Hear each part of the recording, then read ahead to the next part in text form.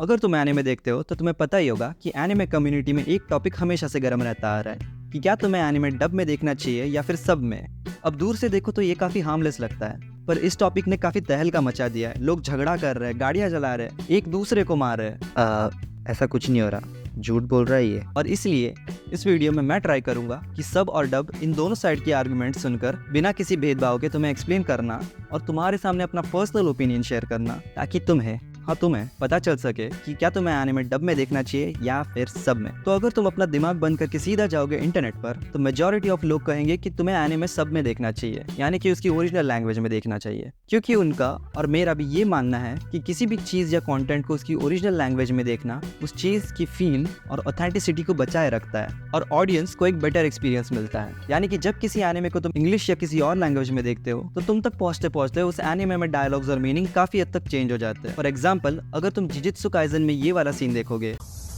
क्या हाल चाल, घर पे सब ठीक है ना? ये क्या है? टाइगर जिंदा है और चकाचक भी। कैसे इसमें थोड़ा सा बॉलीवुड का टच दिया गया है जिसकी कोई जरूरत नहीं थी, क्योंकि एनिमे और सलमान भाई का कोई कनेक्शन नहीं है। गोजो सातोरू डोमेन खोलता है और सलमान भाई भी डोमेन खोलता है।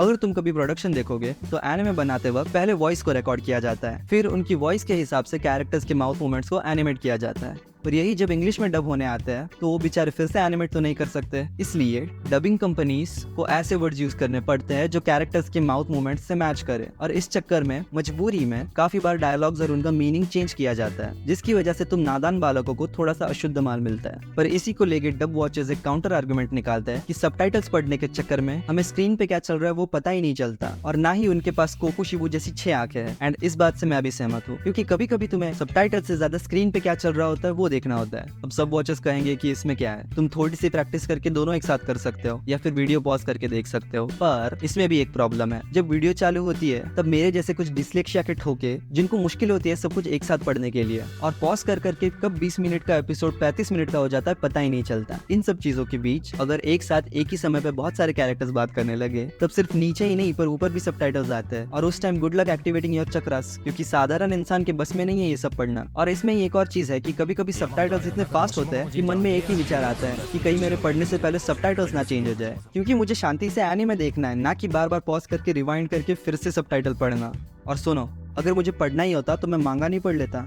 नेक्स्ट चीज है जापानीज वॉइस एक्टर्स। जापान में वॉइस एक्टिंग इसे एक करियर की तरह देखा जाता है, और वॉइस एक्टिंग के लिए डेडिकेटेड स्कूल्स भी होते हैं, और तुम्हारी रैंकिंग के हिसाब से तुम्हें मोटा पैसा और इज्जत मिलती है। जबकि दूसरी जगह जहाँ पर वॉइस एक्टिंग को बस एक साइड गिग या समथिंग एज अ हॉबी देखा जाता है, या फिर कई बार किसी मूवी एक्टर को ही हायर किया जाता है वॉइस एक्टिंग के लिए, वहाँ पर तुम्हें जापान जैसी सीरियसनेस नहीं दिखेगी। और सिर्फ इतना ही नहीं, पर Japanese people are one of the most hard working people in the world, और जिस डेडिकेशन से वॉइस एक्टर्स अपना काम करते हैं, इन्होंने एक हाई बार सेट कर दिया है दूसरे लोगों के लिए। और जस्ट बिकॉज वो अपना 100% देते हैं, हम कैरेक्टर्स के इमोशंस को परफेक्टली फील कर पाते हैं। And some of my favourite voice actors are Yuki Kaji, यानी कि एरन के वॉइस एक्टर, और हिरोशी कामिया, जिन्होंने लीवाई को एक्ट किया है। ये अपने काम को एक अलग ही लेवल पर ले जाते हैं, एंड इन रीजंस की वजह से सब वॉचर्स ओरिजिनल लैंग्वेज की इतनी तारीफ करते हैं, which is understandable. पर even though Japanese voice actors are exceptional, there are still many good voice actors जो अपना 100% दे रहे हैं, सिर्फ अमेरिका में ही नहीं पर इंडिया में भी, जैसे कि संकेत मात्रे एंड सोनल कौशल, जिन्होंने डोरेमोन को आवाज दी है।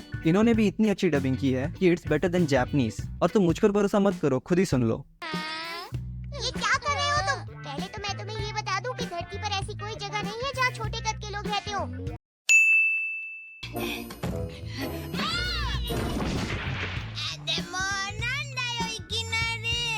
अब जापानीज में डोरेमोन ऐसा लग रहा है कि उसे कॉन्स्टिपेशन हो गया है, और डोरेमोन की आवाज हमने बचपन से हिंदी में ही सुनी है, तो उसे किसी और आवाज में इमेजिन करना इज लाइक फरहान की प्लेट में पूरी जगह ही नहीं है। तो ये कहना भी गलत होगा कि दूसरे वॉइस एक्टर्स अच्छी डबिंग नहीं कर सकते, क्योंकि रिजल्ट तुम्हारे सामने है। तो तुम्हें एज मैच्योर ऑडियंस दोनों चीजों को कंपेयर करके सही चूज करना चाहिए। ऑल्सो हमें दूसरे हार्ड वर्किंग वॉइस एक्टर्स को भी एक मौका देना चाहिए, क्योंकि इसी के बाद ही तो आगे अपॉर्चुनिटीज आएंगी और मार्केट में बेटर वॉइस एक्टर्स बनेंगे।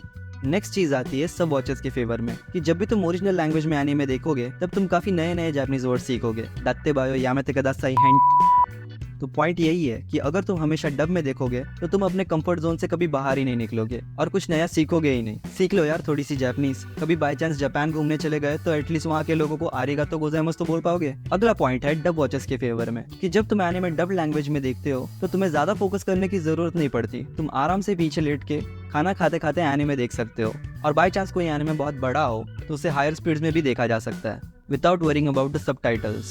And this is one of the biggest pros of watching anime in dub. और मैंने भी काफ़ी एनिमेज जैसे कि माई हीरो एकेडेमिया और होरीमिया इंग्लिश में देखे हैं, क्योंकि कभी कभी तुमको बस आराम से लेट के शो एंजॉय करना होता है, ना कि फोकस करके सबटाइटल्स पढ़ना। और इसलिए भले ही ओरिजिनल बेटर साउंड करता है, पर तुम्हारा उस एनिमे को एंजॉय करना ये भी एक महत्व रखता है। एंड आई पर्सनली फील कि एनिमे वॉचर्स जो स्विच करते हैं सब और डब के बीच में अपनी इच्छा और कन्वीनियंस के अनुसार, उनका एनिमे देखने का एक्सपीरियंस बहुत अच्छा होता है उन लोगों के कंपैरिजन में जो सिर्फ प्योरली सब या फिर प्योरली डब में देखते हैं। एंड इसी वजह से तुम्हें कोई एक साइड पकड़ने की जरूरत नहीं है। तुम्हें उस मोमेंट में जो ठीक लगे वही है एनिमे देखने का सबसे सही तरीका। आई होप तुम्हें मेरी बात समझ आ गई होगी। मैं मिलता हूँ तुम्हें नेक्स्ट वीडियो में। मिल यू लेटर।